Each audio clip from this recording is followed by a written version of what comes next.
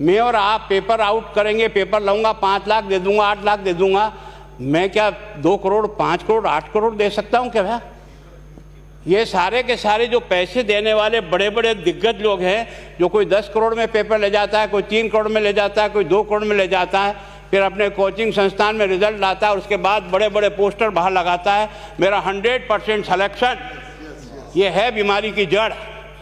अगर मार करना चाहते हो तो यहाँ करो, तब तो जाकर के इसको कोई रोक सकोगे। बाकी से केवल मन को संतुष्ट करने का काम करो तो ये राजस्थान के उस गरीब बच्चे के साथ न्याय नहीं होगा, जो बड़ी मुश्किल से पढ़ता है, अपने घर में बूढ़े माँ बाप को भूखे मार के पढ़ता है और उसके बाद परीक्षा के लिए जाता है, रोता हुआ घर लौटता है। क्या दुख नहीं होता है? हम लोगों के मन में कोई रहम नहीं है कि आखिर उस बच्चे का क्या होगा जो अपनी बड़ी पीड़ा के साथ पढ़ रहा है? इन सारे पैसे वाले लोगों के पास में आपने सारी सरकारी नौकरियों को भेज दिया। मैं बहुत कड़वा सच बोल रहा हूं। आज जो पिछले 8 साल में नौकरी में लगे ना, उन सब का भी पोस्टमार्टम कराओ, आपको लगेगा आधा फर्जी मामला निकलेगा। कोई है नहीं, कोई सोचने वाला है इस पर कि आखिर उसके दर्द को कौन जानेगा? है ना, जिस प्रकार से हमने परीक्षा के माध्यम से इन पैसे वाले लोगों को उतार करके सारे के सारे उन गरीबों की आशाओं के ऊपर पानी फेर दिया। रात और दिन पढ़ता है, भूखा प्यासा पढ़ता है, घर बेच करके पढ़ता है, खेत बेच करके पढ़ता है, लेकिन जब उसका सिलेक्शन नहीं होता तो जहर खा के मरता है। कोई इस पीड़ा को समझने के लिए तैयार नहीं है। और हम इस कानून को ला करके दुनिया को बताना चाह रहे हैं कि हमने इतना बड़ा कानून कर दिया, इस कानून से कुछ भी नहीं होगा। मैं आज आपको कह रहा हूँ, ये जो आपने नए प्रावधान जोड़े हैं, मैं सोचता हूँ कि मुझे कुछ बोलने की इच्छा नहीं, मुझे बहुत दुख है इस बात का। क्या होगा ये?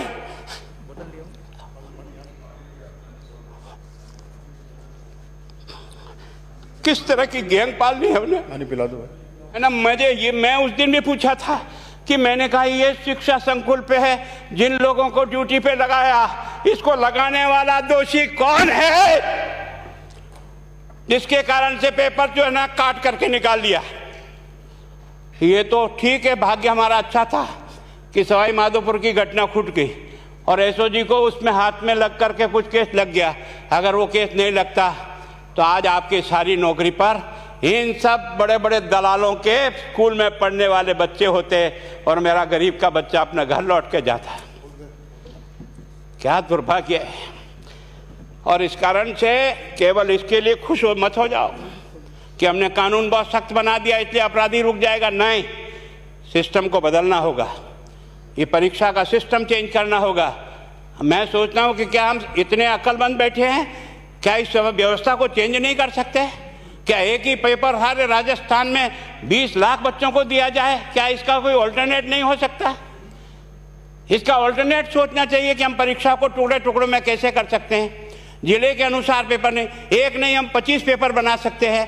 कौन से सेंटर पर कौन सा पेपर जाएगा कोई तय नहीं करेगा कौन सा जाएगा, और हम जो इच्छा होगी उस सेंटर पे वो पेपर भेजेंगे। और ये जितने भी प्राइवेट कॉलेजों में आपने सेंटर बना रखे उनको बंद करो, इनको तुरंत बंद करिए एक ऑर्डर से।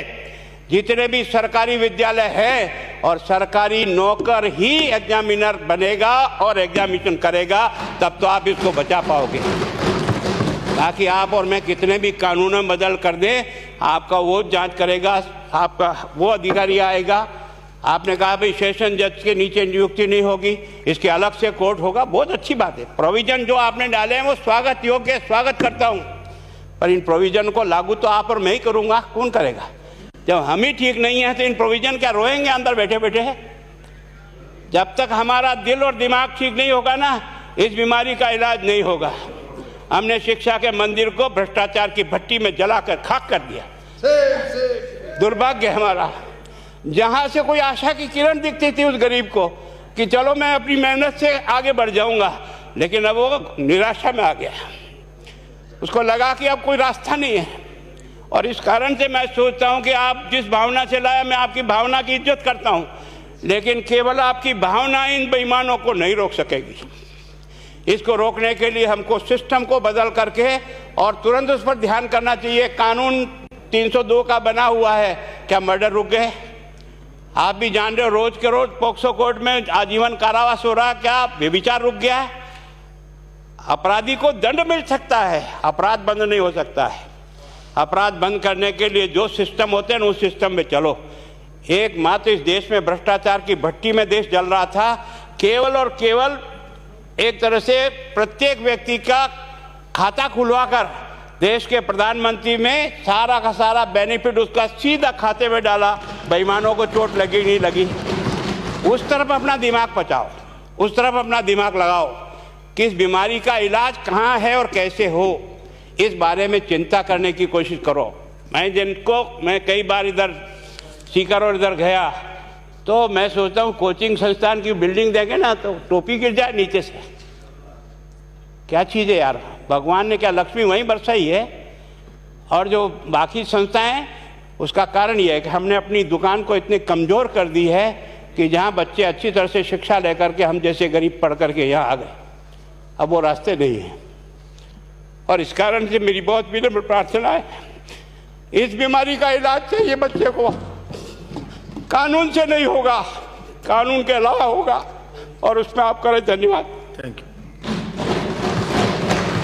माननीय मंत्री महोदय।